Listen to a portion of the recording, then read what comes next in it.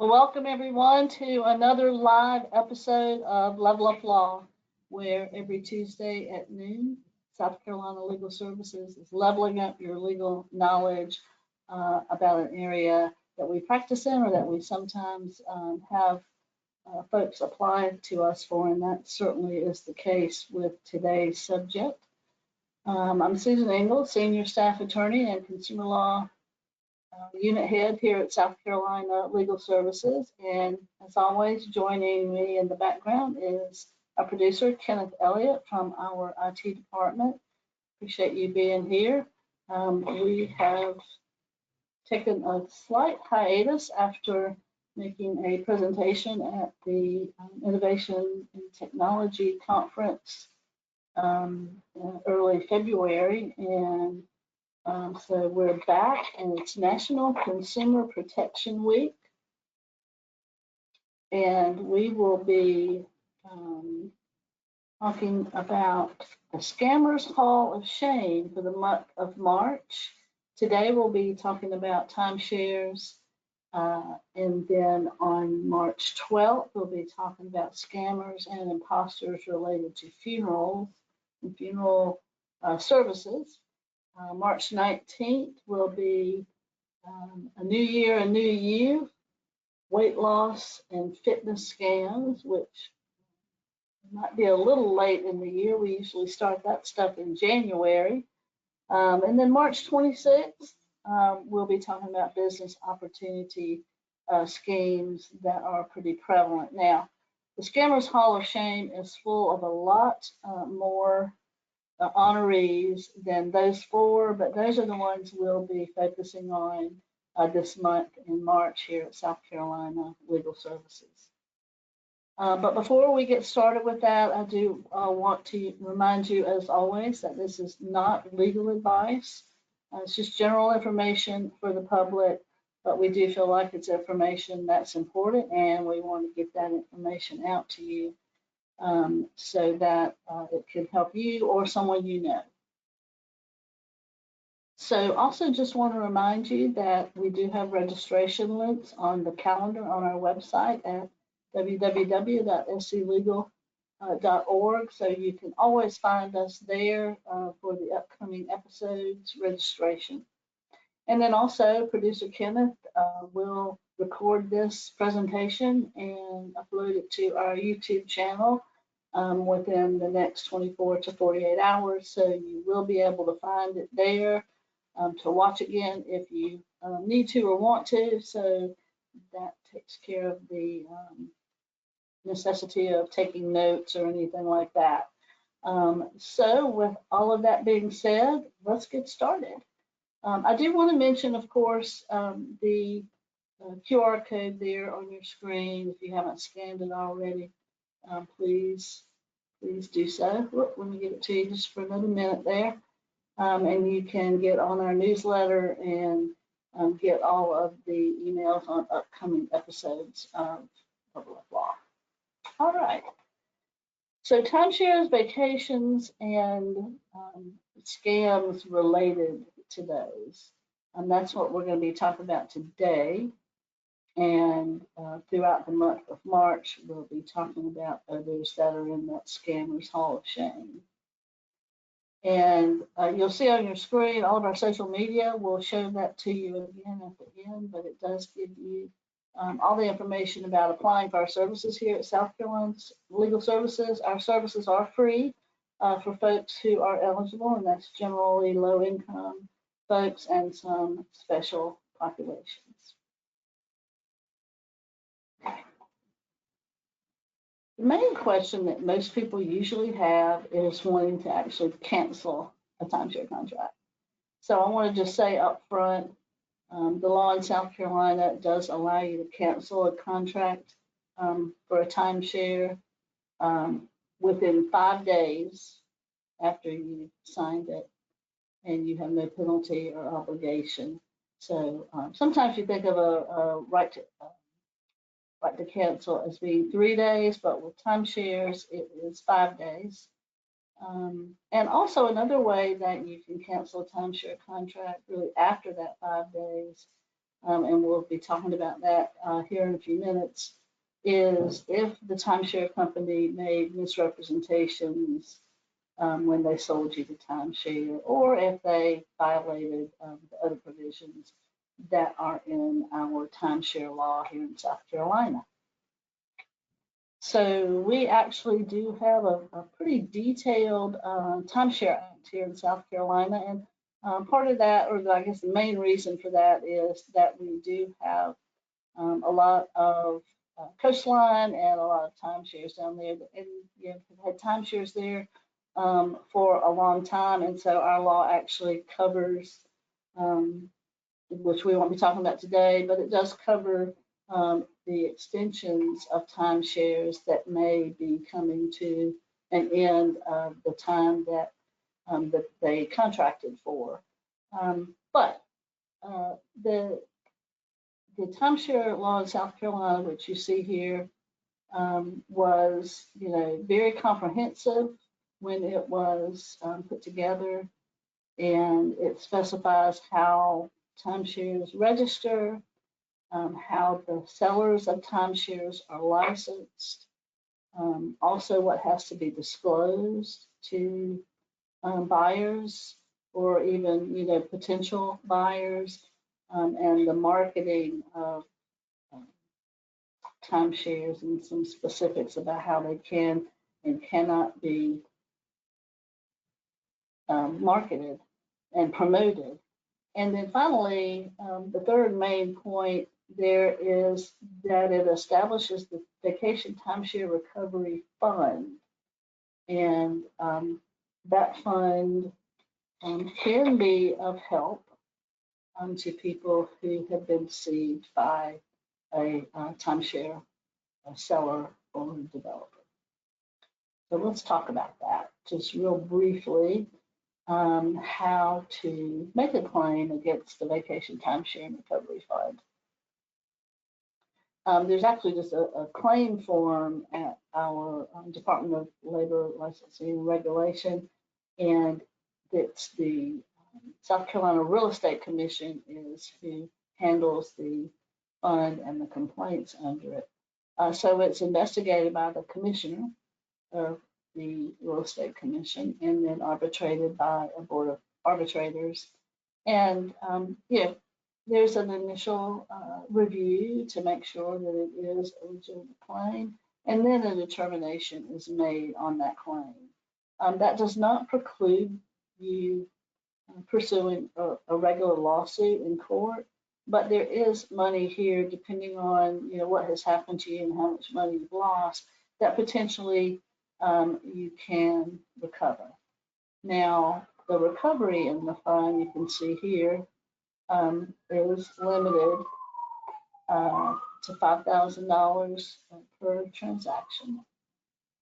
And any one timeshare seller or licensee that's licensed by the Real Estate Commission can only be held responsible for $10,000 worth of claims in a given year, and it cannot exceed $20,000 for any one particular licensee. Now, when a payment is made from the fund, in other words, the seller has been found to be liable in some way for damages, their license is going to be automatically revoked, and it can be reinstated as long as they make a payment to the recovery fund, and along with 8% interest. So that's helpful, depending on the situation that timeshare owner has. It may or may not be sufficient. But I think it shows that usually the amounts are going to be small. So let's talk about what our Timeshare Act prohibits sellers from doing. There's this laundry list in the Act of these 11 things. Most of them have to do with misrepresentation and misrepresentation of particular things that timeshare sellers tend to misrepresent and historically, traditionally have been represented to buyers. And so those are listed here. And obviously things like not honoring the contract. There's some promotional restrictions. And then sort of a catch-all, which is number 11, which is any other act of fraud, misrepresentation, or failure to make a disclosure of a material fact. It's a nice long list, and it does protect consumers quite a bit. And so, not every state has a timeshare act that's quite this comprehensive. So consumers are lucky here in South Carolina, whether you're a timeshare seller or a timeshare buyer. It's laid out very specifically what you can and cannot do and what you can expect. There are penalties for violation of the chapter, and that is in section 120. And so if they find that there's a violation, they can assess a fine. So there may be a violation, there may be no damages, there may be damages, but either way, they can assess a monetary fine. And the person who, within 10 days from the receipt of certified mail, the person found in violation of the chapter can pay the fine or take whatever other steps the commission has required. And that can be, of course, any number of things. But if they don't do what the commission has required, they don't pay that fine, then they can be prosecuted otherwise. And that is interesting because it is a misdemeanor if you willfully violate this chapter. So once the fine is paid, however, you can be, as a seller, you can be released from any other liability that has arisen from that violation. But yeah, if you willfully violate the chapter, it's a misdemeanor. Fined not more than $5,000 for each conviction. So you can see here there are some criminal penalties if you violate this chapter. And then, of course, in addition to the penalties, the contract can be voided. So good requirements on behalf of consumers. And of course, I have to say to begin with that, you have to be careful. We'll be talking about this now, but just because you don't like how things turned out with your timeshare doesn't mean there's been a violation of the Timeshare Act. You are still responsible for, as a buyer, to be smart and follow some obvious rules, like reading the paperwork that you're signing. That is the most important thing because these are high pressure sales most often, and sometimes you're told what's in the documents and you just believe that, and you don't want to go on the belief of what a timeshare salesperson tells you. You want to read it for yourself. Make sure you know what's in there, because that's what you're going to be held responsible for. So just a little bit of dealing with before you're going to a timeshare presentation. So as you may know, typically these timeshare sales presentations are connected to a free or reduced cost vacation. All you have to do is, allegedly, is listen to a timeshare presentation for an hour or 2 hours or whatever the requirement is. Keep in mind that quite often those will, a lot more time than that will pass, and you obviously can leave at any time. But of course, just know some general things. If you enter into a timeshare agreement, you're paying for the right to use the property. You're not actually buying real estate or an interest in real estate. So you want to keep that in mind. And also some of them, different ones work different ways, but some of them are points based, and they will allow you to use those points on other properties, different ones throughout the year. And then, of course, regular maintenance fees and some other recurring charges that are different from timeshare to timeshare. So, as I say, not all of them work the same way. Some of them, you have the right to stay at a specific resort for a specified period of time. And, it may change every year. So that others in the timeshare, have a chance to get a particular week, maybe one that surrounds a holiday or something like that. The point-based, you have these points that you get, and you can use those throughout the year. With some of them, the points expire after a year, and you get new points. With some of them, you can sometimes carry over. But there can be some misrepresentation involved in how those points work. So you have to be really careful about reading what you're getting into. And finally, quite often, timeshare sales staff will say that this is a really great financial asset. It's an investment and so forth. But you're really just paying maintenance fees and other fees after paying whatever it costs to get into the timeshare, and that's going to be an ongoing thing. So, for example, this is not something that you can pass on to your heirs when you in your will. Now, you can do that, but what you're really passing on is the obligation to pay.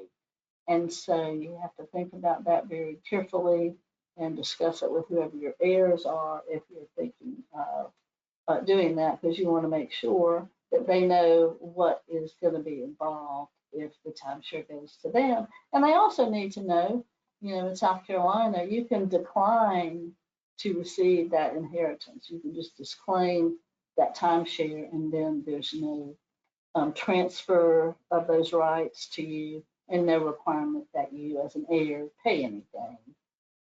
So be careful about these promises that it's an investment or an excellent asset. And just some other thoughts about how to deal with the pressure of those sales presentations, because these are pros. They are pros at manipulation, and they're always charming, and they can convince you to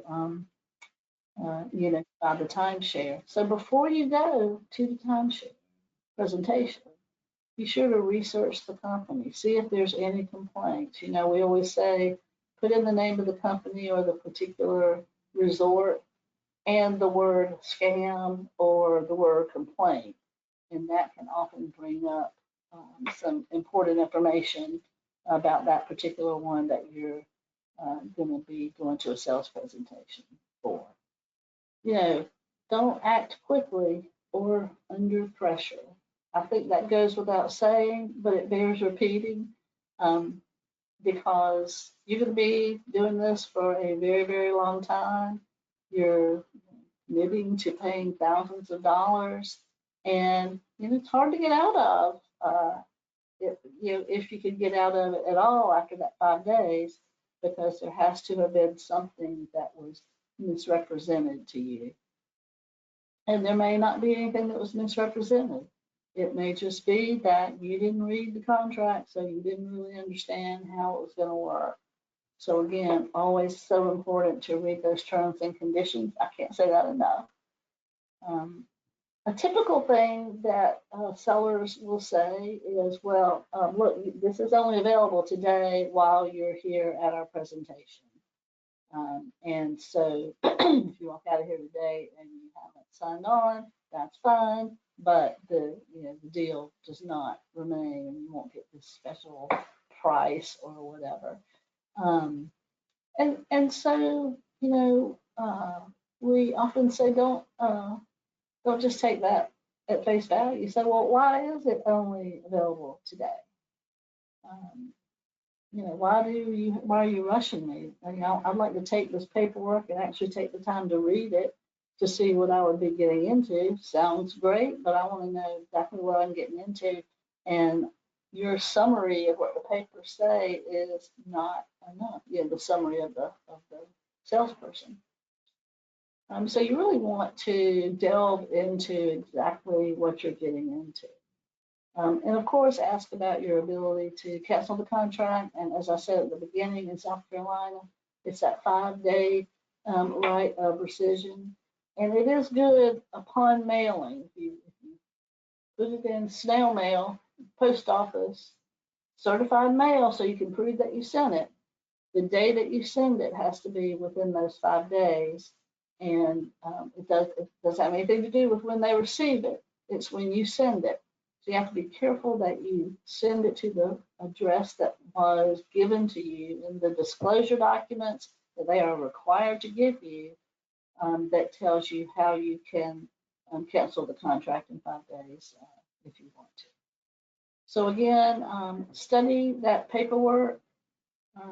You want to make sure of what you're getting. And I always like to say that if reading all the paperwork is just too much for you, that you don't want to be bothered with it, you don't want to have to take the time to read all that, then you shouldn't be buying the timeshare. Because you should never agree to a contract based on the summary of the person that is selling to you. Because in court, you will be held responsible for having read those terms and conditions in that contract, even if you didn't. And so this quick thing to include vacation clubs in here, because that is sort of a variation of a timeshare. You pay that initial fee and then you can stay at certain resorts, usually at some sort of a discounted rate, whether it be for staying at the resort itself or other travel or vacation expenses while you're there. Be clear with that about what you're getting, right? If they're using the term vacation club, you might be talking about something different from what you were expecting. So just make sure you know what you're getting into. So before you commit, if you're there and you think this is the greatest thing and you're ready to do it and you came there planning to do it, then you want to do some things that I recommend here. Find out the true cost. Add up all those payments. Whatever the initial amount is that you have to pay. What are the monthly fees? Are you paying taxes? How far away are the places that you're going to be qualified to stay? You might be at a sales presentation in Myrtle Beach. That doesn't mean that all of your options are going to be at that particular resort. If there is the exchange program type stuff, so like, oh, well, I can switch and go there because I have these points, or whatever the deal is, make sure you understand exactly what you're getting into and what you're allowed to do. That is one of those areas where we often have either misrepresentation or you're just not really listening closely enough to what they're saying, but usually you didn't read the terms and conditions in the paperwork. You really need to do that. And any kind of point system, you want to get the details about. Also, if it's points, you want to consider if you will have the amount of points that it will take for the kind of vacation that you want. Sometimes you might just be making an assumption, or they might say, well, you could upgrade to something else, but you want to know what's that going to cost you to get those extra points, and what are you going to lose when you do it that different way. You want to realize that the maintenance fees will not always be the same. There will most certainly be something in the contract that says those maintenance fees are going to go up, and it will say how that is going to be determined. So if there's any kind of cap on the fees, you want to know about that. You want to know what you're going to have to pay for the entire time that you are a member or an owner. And then, also know what's going to happen if you want to get out of the deal. It can be difficult. Some of them do have exit programs, but you want to know how that's going to work and if it makes sense for you. With vacation clubs, also, you want to know how to cancel.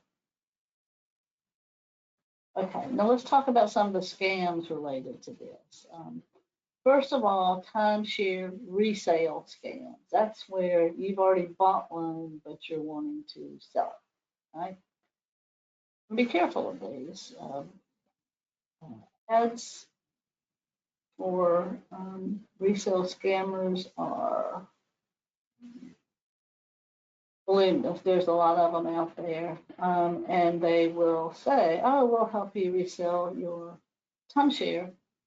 And then you give them the money, and they're really not doing a whole lot to help you sell your timeshare, because selling timeshare is hard. It's not easy.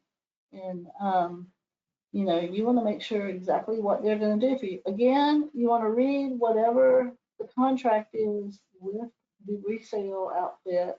So you want to make sure it's not just a scam or just some limited action that you're going to be paying way too much for.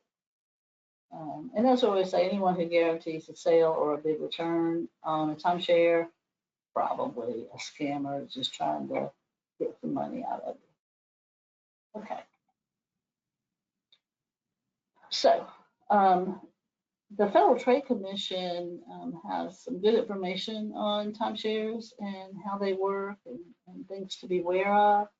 And they mentioned the American Resort Development Association that has a tool that helps you identify with your particular situation who you need to contact. So you want to do your own homework before you just sign up with someone who's advertising on the radio or television or flyers, whatever it might be, because there are a lot of ads out there. People who say, oh, we're experts in timeshare sales. So here's some of the things that they typically say that these are the kind of things you should be aware of. The market is hot, so we'll sell your unit fast. These things do not sell fast. Your timeshare will sell quickly or will sell in months. Probably not. Oh, we've got lots of buyers. They're ready to buy. Also, probably unlikely. And then finally, we'll guarantee that you'll get a big return. Again, you better have some paperwork on that guarantee, because those don't really exist. So just be careful about who you're going to be dealing with, and do your homework if you are going to be working with a resale company of any kind. Definitely do your research on it. Go to Google, name of the company, and the word scam or complaint, and you'll find out if they're really legit. This is just a recap of most of what I've already said, but one of the ways to check out that seller is to, in South Carolina, of course, contact the Attorney General, the Department of Consumer Affairs, see if there's any complaints, because that can definitely be a red flag, especially if there's a lot of them. There may be, it may be that no timeshare sellers are complaint free, But if they have a lot of complaints against them, that's definitely a red flag. You want to check about the fees, of course, with any of the resellers, and distinguish between when the fees would be paid. Are you having to pay up front? That's something you should be concerned about because you're not going to get that money back.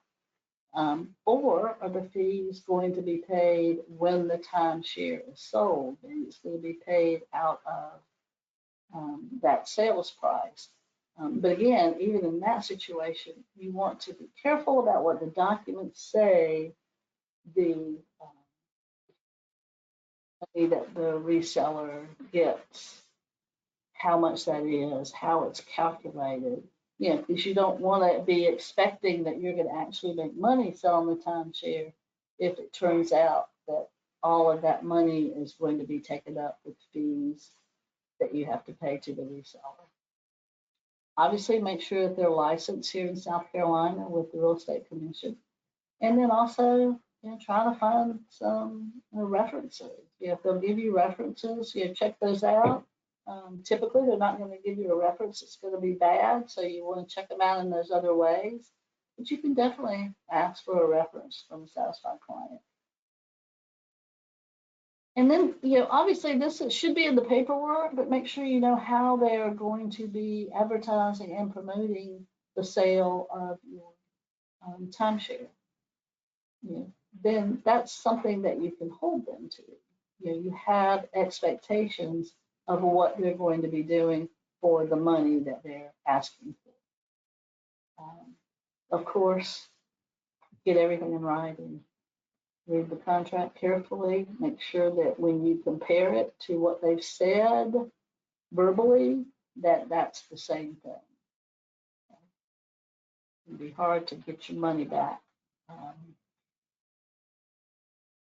Sure, it's hard to reverse course once you've engaged with a reseller without having to get into, a lawsuit. Timeshare exits. Okay, that's not reselling. That's just getting out of the timeshare. Okay?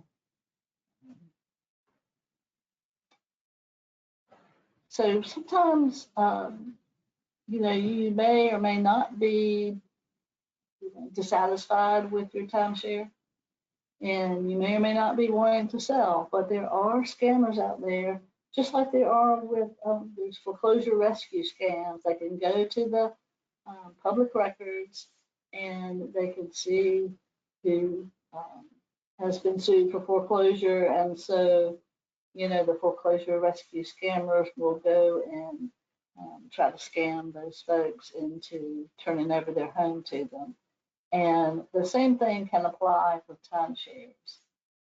They may be able to find out who all owns timeshare in the public record at the courthouse, basically. And if that's the case, and they approach you about, hey, are you interested in selling your timeshare?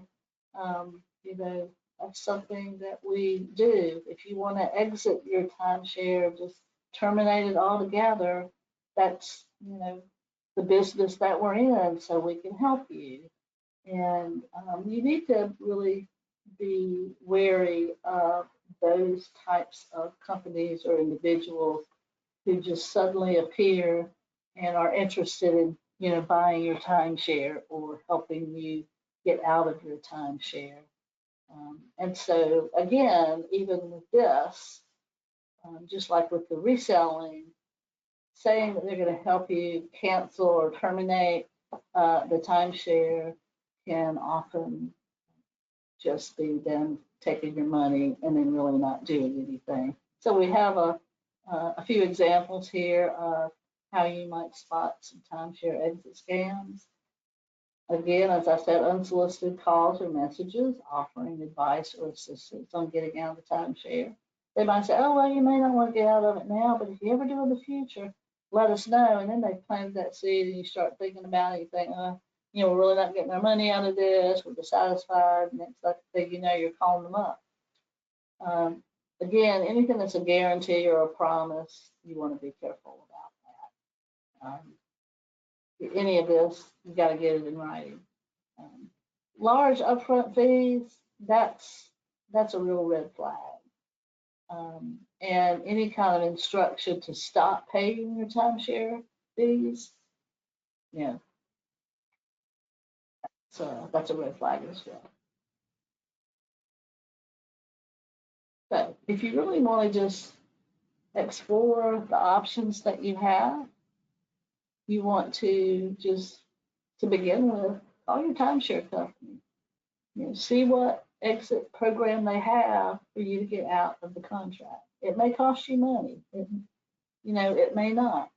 But you want to do that first before you decide to think about timeshare exit company. So before you sign any documents or pay anything, again, research the company. My favorite recommendation, search their name plus the word scam or complaint online. See what others are saying. Again, study paperwork on this as well. Any promises, any guarantees you think you're getting, you want to see that in writing.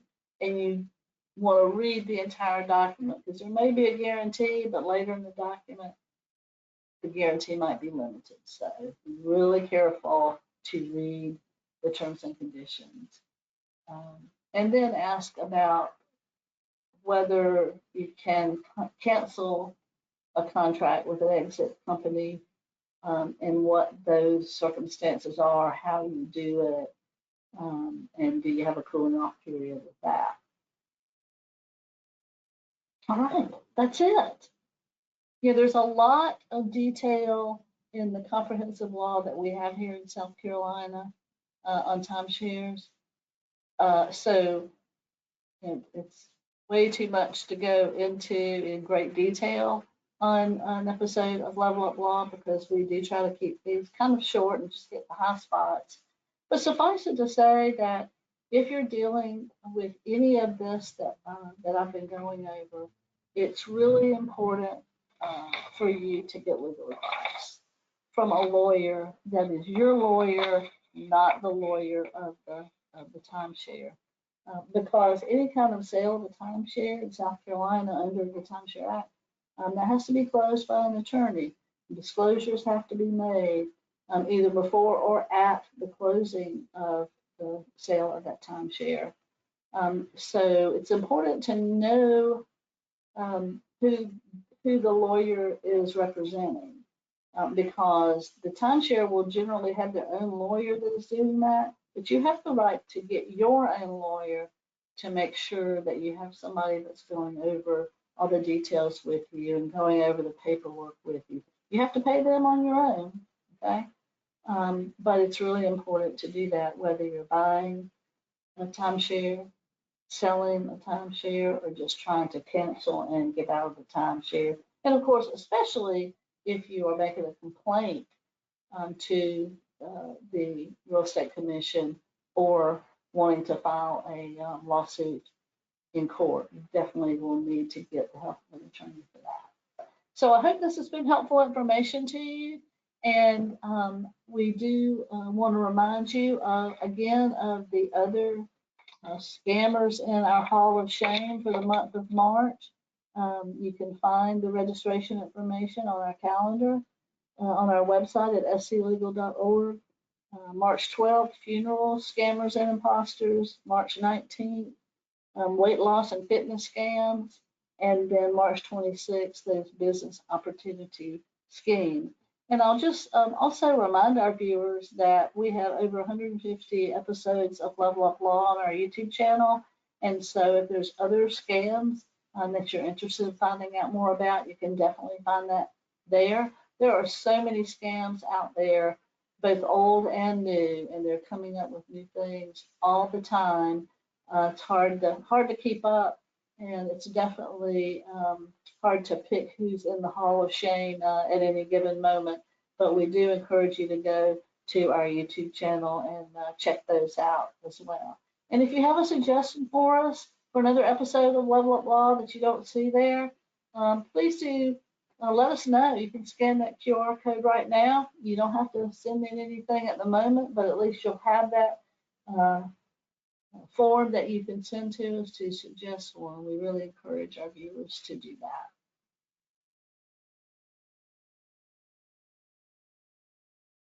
This is our, what we call the Connect card, which you saw at the beginning of the presentation. It's got all the information about how to apply for our services. You can do that by telephone or you can do it online. The nice thing about that online intake is you can do it 24/7. You don't talk to a human being with that, but usually there's a follow-up call. So after they get your intake online, they'll call our intake folks who are just terrific. They will call you and get any additional information that they might need for us to consider your case.